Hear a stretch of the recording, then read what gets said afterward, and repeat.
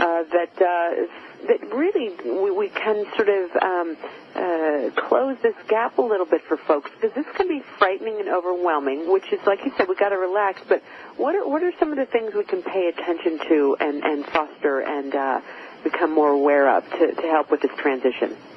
Well, there are many external signs going on, and those signs aren't really going to help you too much except to convince you that it's really going on. Yeah.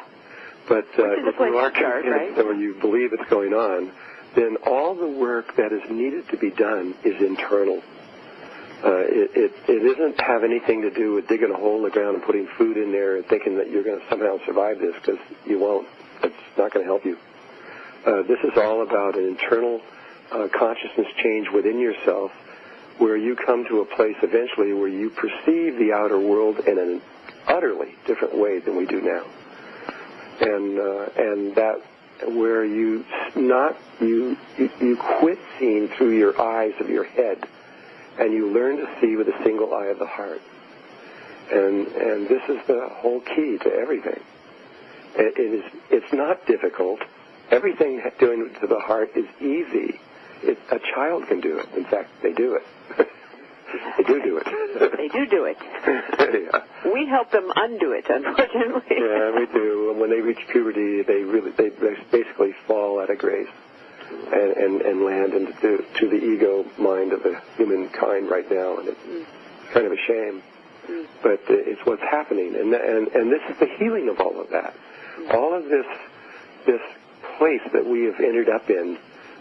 Because of things that have happened in the past, and it doesn't even matter anymore. This is where we are, but this is all going to go away. I mean, it won't go away on December 21st or December 22nd. But if the indigenous people are right, it will go away before sometime in 2016. It's going to go. There's going to come a day when things are going to really rapidly begin to change, and we are going to begin to change inside of ourselves.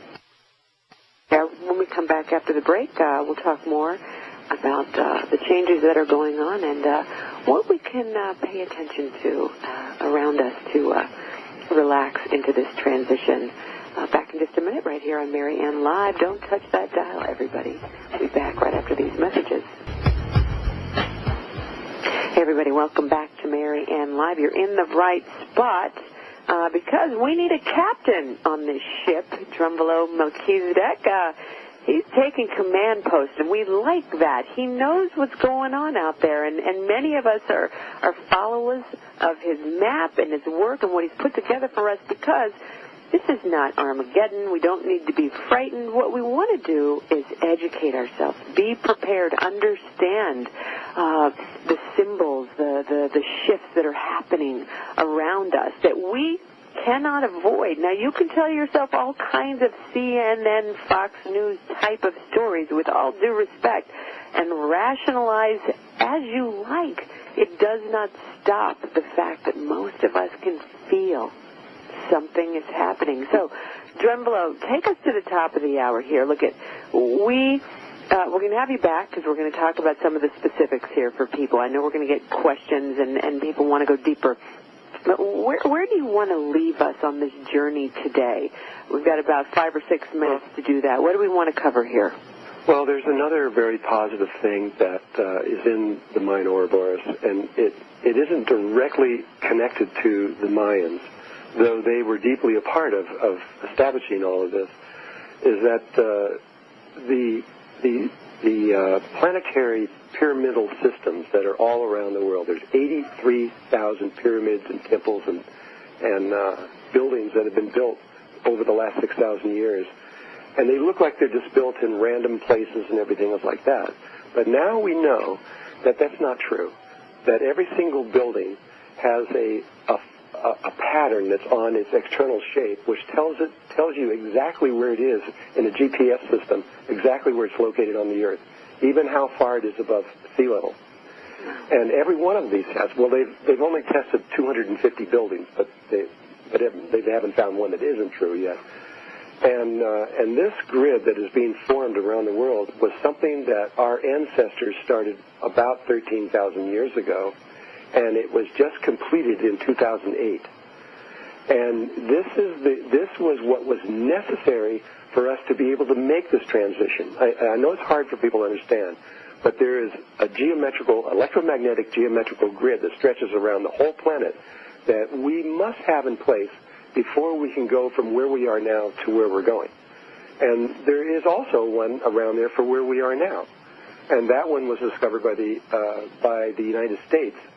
The one where we're going was discovered by Russia. And just knowing and understanding that, because when these grids are formed, from Melchizedek consciousness, there has never been a time when a planet that gets the second part of the grid formed around it, which takes a long time, they always go on to the next level of existence. They never fail. They always make it through.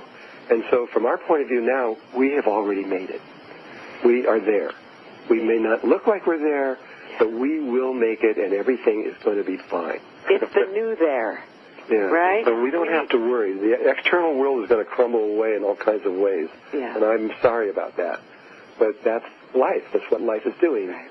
And we're like a baby inside of a womb, and we've created our own little world in there, and now we're going to leave that world, and we're going to go to a more beautiful world that has been created for us. And we're going to go there. And life is going to get a lot easier, a lot better. Our senses, we're going to gain senses that we don't even know that we have right now. And we're going to be in bliss, basically. And it's okay to be in bliss. Right. Because all this mistake that has happened, it's not really a mistake, but it looks like one. Everything that's happened in the last 13,000 years is all going to be corrected. And so this was all explained to the United Nations, by the way, and they didn't know what to say because they couldn't break the mathematics. It's perfect, and so it would mean that they'd have to change their whole understanding of history, and so they just kind of pushed it under a rug and said, "Well, I don't know what this is," so they just kind of hid it and don't talk about it. But we should be talking about it because it's beautiful. We're so good at denial, our little two-leggeds that we are, right? I know. We really aren't playing with a full deck of cards.